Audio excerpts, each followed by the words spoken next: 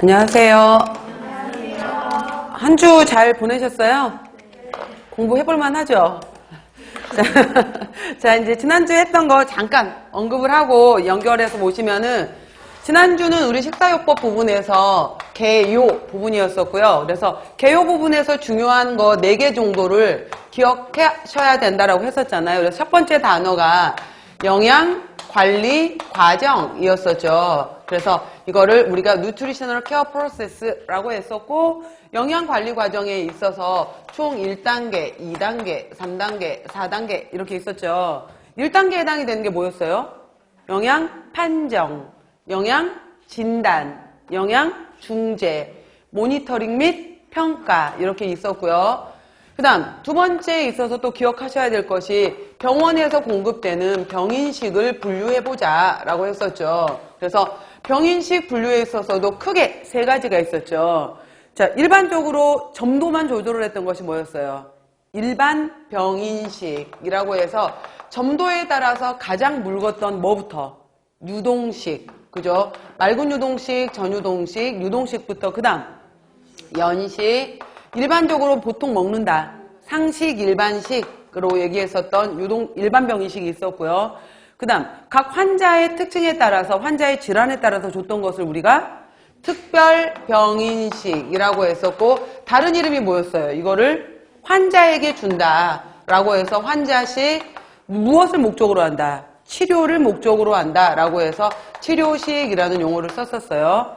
그 다음 세 번째, 이거는 뭐 식사, 치료 이런 목적이 아니라 검사를 좀 더 식사를 통해서 알아보는 검사식이라는 것도 있었다라고 해서 병인식을 분류를 했었죠. 그리고 환자에게 영양 공급을 하는 방법에서 장을 이용하는 게 제일 좋단 말이에요. 그래서 영양지원법이 있었는데, 영양지원법 중에서 가장 좋은 것에 해당이 된다면은 일단은 우리가 장을 이용하겠다.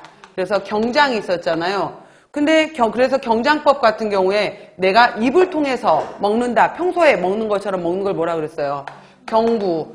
부득이하게 입 안쪽, 식도, 상부소화관 쪽이 문제가 되는데 아직 소장 부분에서 어느 부분이 공장, 회장 부분이 소화흡수를 할 수 있다면은 관을 통해서라도 넣어주자라고 했던 것을 경관급식법이라고 했었고, 이거를 튜브 피딩법이라고 한다라고 했었어요. 부득이하게 경관을 도저히 할 수가 없어 라고 하는 경우에 짧은 시간이라면은 이제 우리가 정맥영양법 중에서 짧은 시간 동안에 뭐 5일 이내 뭐 이 정도에 해당이 된다면은 포도당, 그 다음 여러 가지 뭐 아미노산 수액제 여러 가지 것들을 말초 정맥 영양으로 주는 말초 정맥 영양법도 있었지만은 10일 이상 진행이 돼야 되고 긴급하다라고 한 경우에는 심장으로 바로 꽂는 방법을 우리가 뭐라 그랬어요? 중심정맥영양법 이렇게 해서 이 정맥영양법도 있었고요.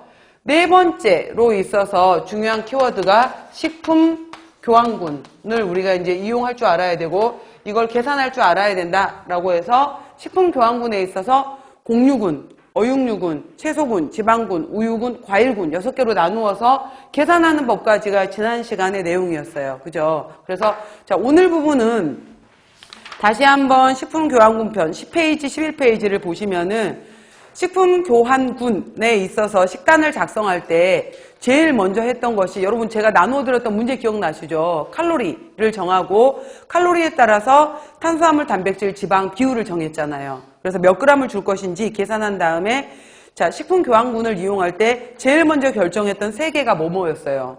우유군, 과일군, 채소군. 이게 결정이 되고 나면 그 다음 뭐였죠? 공유군. 이게 결정이 되면 어육류군. 최종적으로 지방군. 이렇게 가서 이제 그래서 장점을 보시면은 바로 교환군을 이용하기 때문에 균형적인 식단을 구성할 수 있다.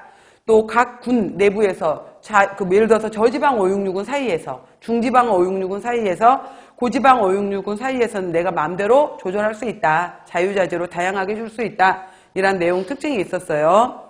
자, 넘겨보세요.